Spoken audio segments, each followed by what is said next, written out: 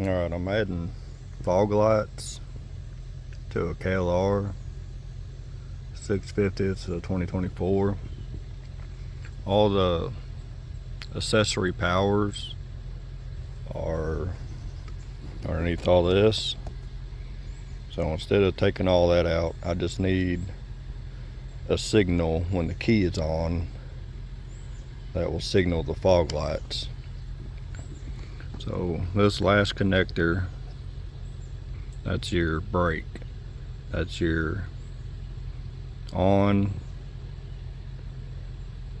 and brake when you hit your brake pedal, and that's just a ground.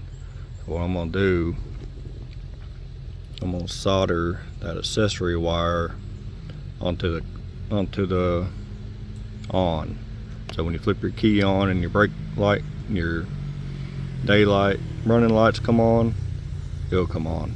It's a thin wire, it just needs signal. It's not going to pull a lot of juice. So there's a little hint if you don't want to dig through take all your plastics off and all that to add a